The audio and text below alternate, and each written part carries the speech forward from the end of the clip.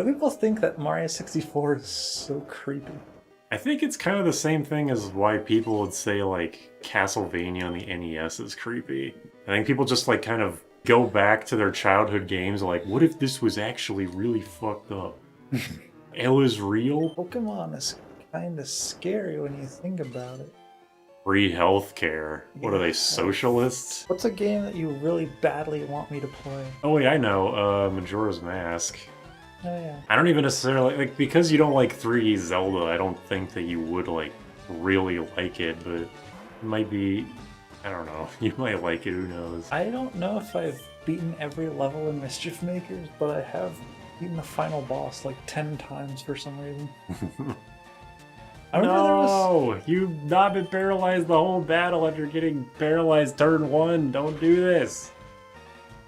Somewhat recently, this YouTuber JRose11 did a playthrough of this game. It was like a modded version where every battle was a double battle and he did Butterfree and Beedrill. But for some reason he refused to use Sleep Powder Butterfree, which is weird, because that's literally like the only reason you'd want to use Butterfree. Well, it's 2 reasons. 1, Compound Ice Sleep Powder, and 2, the cool psychic moves it can use. I've been watching the F-Zero, I've been watching 2 episodes a day. Everybody knows the F-Zero anime for the Falcon Punch, like obviously. That's literally just the only thing people know about it. I'm like at episode 30-something out of 52. And first of all, I can't believe they actually managed to squeeze that many episodes out of fucking F-Zero. The show is like not good, I think. The animation quality is very limited. You know how like a lot of anime will have like very like limited animation, but they'll save all the budget for a certain few episodes? F-Zero is like that, but out of the 30 episodes that I've seen, only 1 episode even has remotely like a good animation. Every fight scene is just like a single still that just moves up. They just like pan the camera over it. There's no actual animation. The very last episode I saw, it was like Captain Falcon versus Blood Falcon. It was actually animated. I was like, holy shit. Actually like something actually stimulating. But yeah, the show is like, doesn't look and animate very well. Everyone is off model fucking constantly. I'm gonna like actually put some pictures up on the screen of like how characters look from episode to episode because it's just egregious. It's like Dragon Ball Super? In Super, characters like they look better and look worse than in the F-Zero one. F-Zero is just kind of like stuck in a middle ground where occasionally characters look and pose well, but usually they don't. Every time there's an F-Zero car, obviously it's CG, but all the cars animate so awkwardly, so the F-Zero races, which are like probably what you're watching the show in the first place for, aren't very like interesting to look at. Yeah. The main character's kind of a shithead for the first like third of the show before he finally becomes less bad. Most episodes just focus on an F-Zero character. Like the show is about, kind of like the Pokemon anime, it's about an original character who is in the F-Zero world. He's from our time period, but then he like goes into stasis basically for 150 years until he wakes up in the F-Zero times. So he's like, whoa, what is this, all this F-Zero? I don't know, what is this? But every episode, a lot of episodes focus on a certain F-Zero character, which is fine. One of the weirder ones is the Samurai Goro one. It's like episode 5 or 6. It's in the first 10 episodes where, quote-unquote, Samurai Goro and his band of like pirates storm a space freighter and steal a bunch of stuff, some of which is like medicine for sick kids. So the main character's like, I have to find... He goes to like the bandit town. It's like, I'm looking for Samurai Goro. And then the real Samurai Goro is like, hey, I'm looking for him too, I'll help you. The quote-unquote Samurai Goro that stole all the stuff is a fake one. So the main character and Goro team up to find the fake Samurai Goro, which is a cool idea for an episode. But this is the episode that makes me wonder who the show is actually for, because every episode has like a commercial cut it, you know, like the Pokemon anime, like, who's that Pokemon? The F-Zero equivalent of that is just like showing a racer and their car. But in that episode, before you figure out who Samurai Goro actually is, it shows the real Samurai Goro and his car. So, like, was the fact that that Samurai Goro is actually him, is that supposed to be a twist, or is it supposed to be a joke for fans of F-Zero who already know who Samurai Goro is. Like, who is this show for? Because the F-Zero races aren't very interesting, even though the music is really cool. The characters are kind of annoying. So, like, even though there's limited lore in F-Zero, it's like, I don't know how much you get out of that. If you're a person new to F-Zero, you'd probably be like, what the fuck is going on? Or, like, if you rewatched the episode and you didn't know who Samurai Goro is, you'd be like, why did it spoil it? They also make a big deal out of Ryu, the main character's name is Ryu, Ryu's car being, like, special and only he can drive it, but they don't actually ever go into detail why until episode 30 or something. Wait. Like, I just last night watched the episode where they finally get into why Ryu's car is special. Captain Falcon isn't the main character. He's a major character, but no, he actually shows up very rarely. I'm pretty sure he actually shows up in every episode, but you're not supposed to know it's him. Like a Superman, Clark Kent kind of thing. Just going off the assumption you don't know who Captain Falcon is, like his alter ego, and assuming I'm right about this, so many episodes are solved by, like, the main characters are struggling against the antagonists. Captain Falcon shows up, shoots the guy in the head, and then leaves, and then the episode ends. Which is actually a pretty big, like, problem with the show in general, is the pacing is so fucked. Like, 75% of the episode is spent on the setup, and then, like, the resolution happens usually in the F-Zero race, which takes place over the course of maybe 2 minutes. And then the rest of the episode is just spent on the resolution. Episodes like 20 to 30 actually had, like, no F-Zero races at all, which was interesting. I don't even know, man. This show is so whack. I do like the show now. It's actually interesting now that they're finally getting into plot stuff, but it took way too long to get to that point. When was this anime made? It was made shortly after F-Zero GX came out, I think. Because they made 2 tie-in games for it on the GBA. Oh. And they're actually on the GBA Online, and once I'm done with the anime, I'll probably go play them. I'm, like, morbidly curious. Forgot about Victory Road. This is the only Victory Road, like, in the series that's actually a dungeon and not just something you can very easily walk through in 5 minutes. Imagine if Sleep Powder hit both. That's what Darkrai's signature move is. Uh-huh.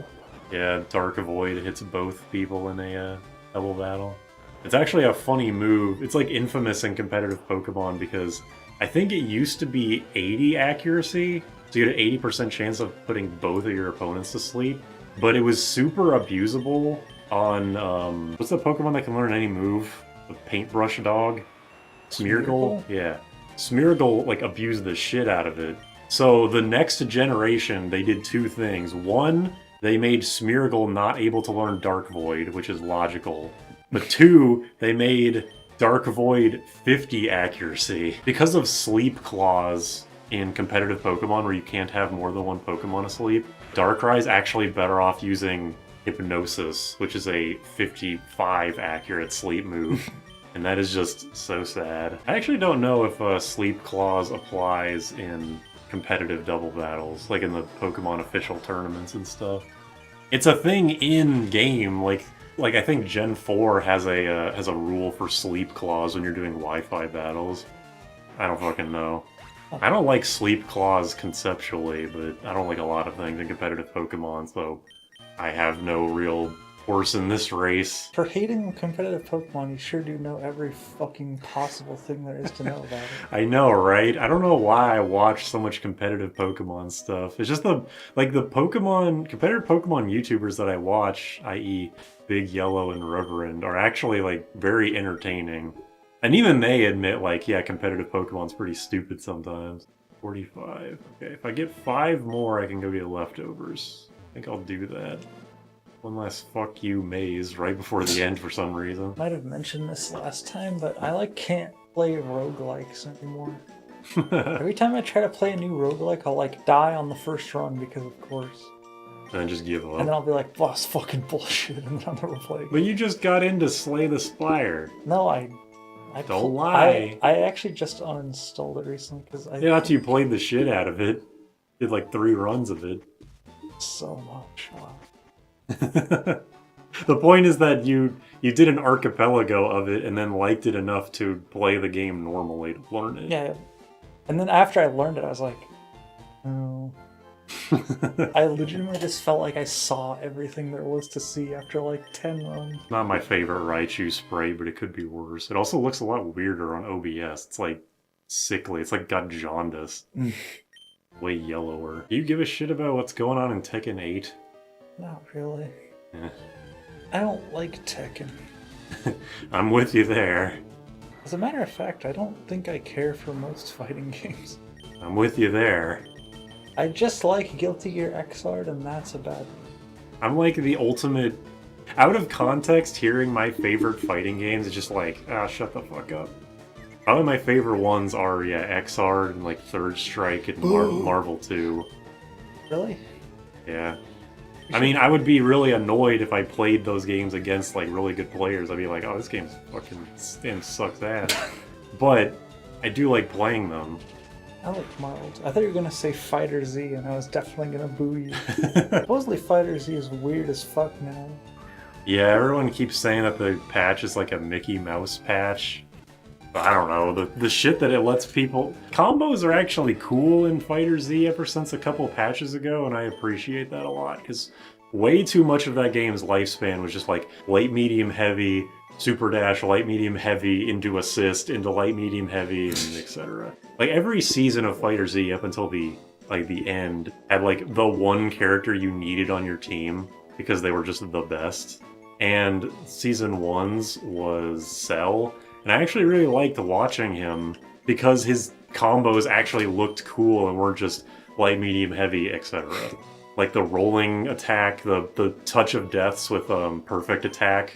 I mean, that was just straight up bullshit, but I liked watching it. Even Street Fighter, like Street Fighter 6, something about it, I'm just like, Yeah, Street Fighter 6 I really don't like watching now. I'm too easily negatively impacted by things that people say. Like, there's been the rise of people saying like, oh, Throw Loop 6, oh, Slime Rush 6, Crouching Medium Kick, Slime Rush 6. I'm like, ugh. It's hard for me to avoid all this negativity now. I thought you were pretty good at not caring about what people think. Wow. Oh. Okay, then. I am generally... I mean, it's just because I did watch a lot of Street Fighter 6. I was actually, like, watching tournament highlights. I was watching people's highlight videos of people playing it on stream. But just, like, stupidly of me going into, like, comment sections of things and just everybody complaining about the top tiers and, like, how the universal mechanics are way too strong and throw loops are really boring to watch. I don't know. And also the fact that, like, when I actually bothered to play ranked in Street Fighter 6, I, like, won 10 in a row, immediately shotgunned up to Gold 1, and then, like, immediately lost 10 in a row, and I was like, okay, well, I guess I'm done. I'm like, not good at this game, and I don't feel like getting better. I'm just not good at fighting games, like, in general, but I really don't... I mean, a big thing is that I just don't like the system mechanic. I don't like the drive system of Street Fighter 6. That doesn't help. There's a thing that people say about low level of Street Fighter 6 where everyone is basically just playing Street Fighter 2. Like, no one abuses the drive system at all except for, like, EX moves, and that definitely applies to me. Why are people so annoyed by Drive Rush? People just don't like neutral skip moves. So when you make that as a game-wide mechanic that everyone can use, it makes games look extremely homogeneous. At least at, like, the low to mid-level. People aren't just randomly drive rushing all over the place on, like, the very top level, but as most people aren't playing or watching the very top highest level. Oh, fuck. Oh, no. I didn't even do that on purpose, my fucking finger slipped. It's also just like that it's not as... Drive Rush is not as interesting a mechanic as Focus Attack is, because they basically took Focus Attack and turned it into two different things, Drive Impact and Drive Rush. But Drive Rush can only be cancelled from normals. I'm gonna die to a Geodude. Yeah, they can only be cancelled from normals, so, you know, you can't do the stuff like Shoryuken FADC Ultra 1, you know, shit like that. The fact that you can only do it from normals, and you can only do it from normals that can be special cancelled, it homogenizes the combos a lot. Like, so many max damage combos after a stunner, or like someone throws a fireball and they jump over it. Jump heavy punch, and then drive rush cancel it, do another heavy button into a heavy button, drive rush, It doesn't feel like there's a whole lot of special moves going on in the highest damage combos. Just a lot of normals. That's not, like, true across the board, but that's what it feels like for a majority of the cast. I'm glad that all these Capcom fighting collections exist. The Maple Story, what the fuck, the Marvel vs. Capcom one. Like, I have Maple Story written on my phone, I just mindfully myself. Remember Maple Story DS? That was... never came out in... Did it not? I remember I really wanted our mom to get the Maple Story, like, Thief edition on her phone. Yeah. That shit was so bad. Yeah, that was weird. It was like a Flash game. Yeah. That was one of those games where it's like, I knew it was bad, but because I liked Maple Story, I didn't want to believe that it was bad. I was just fooling myself, embarrassingly. The EO version. What does that actually stand for? I was actually gonna quiz you on it. It stands for Easy Operation. Okay, I wouldn't have guessed that. It's a GameCube version where, depending on how hard you press the trigger, it does light, medium, or heavy. And also, special moves are done with the C stick. I have a Twitter video where if you activate A groove and hold down right on the C stick, as Terry, he'll just go... Wait, wait, you weren't even pressing multiple inputs to do that? No, you just hold... That was just holding a button? Just hold C stick down right. I didn't know that, or I forgot.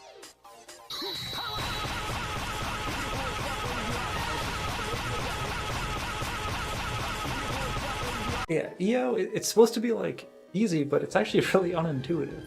If you try to, like, just go and you walk forward and you press A doesn't do anything unless you have meter, because it activates, like, max mode or whatever. I assume it's gonna be like a Marvel 2 thing, because Marvel 2 in the collection at launch didn't have the Juggernaut glitch, and then they patched it in, so I assume they'll do a similar thing.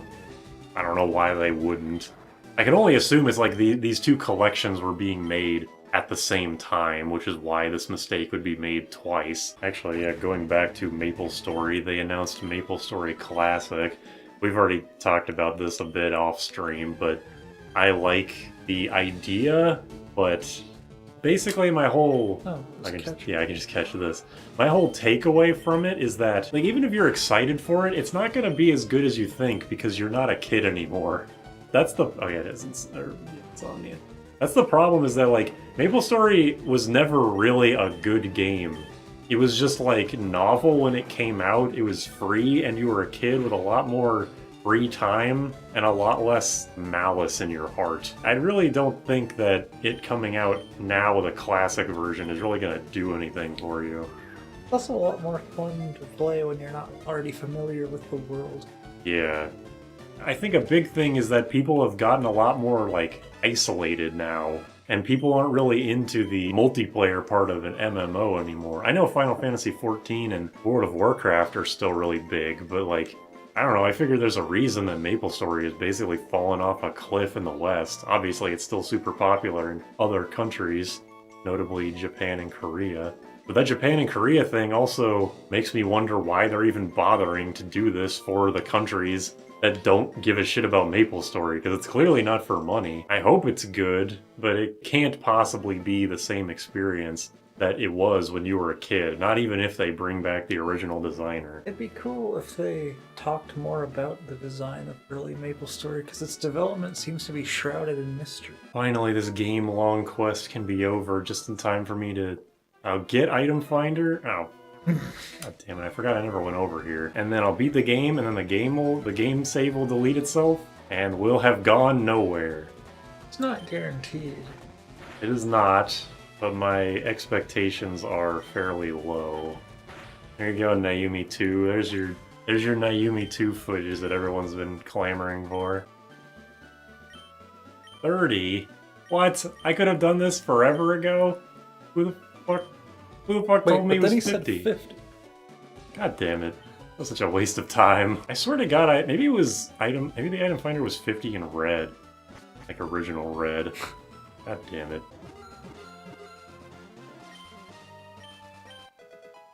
Yeah. Dug up, even though we're on a bridge. Finally, we got a held item. We got 2 held items, and one of them was only useful for like an hour. Butterfree's just been wearing those, like, deal with it sunglasses the entire adventure. For being the, like, finale of the series. This is pretty good. There was no Pokemon games after this, right? Oh yeah. Like, if there were, this would just be like, but, you know. Yeah, I know what you mean. Wait, dude, look, bring it up again. You have $1,262.87. By the way, Slow Beef, 100 yen is not a lot of money. There's a Seinfeld joke about that. Yen? Like 1 yen being Yeah, not Kramer like trades something for like 2,800 yen or something. And he's like, yeah. And then later on, Elaine's like, isn't that like $28? He's like, evidently.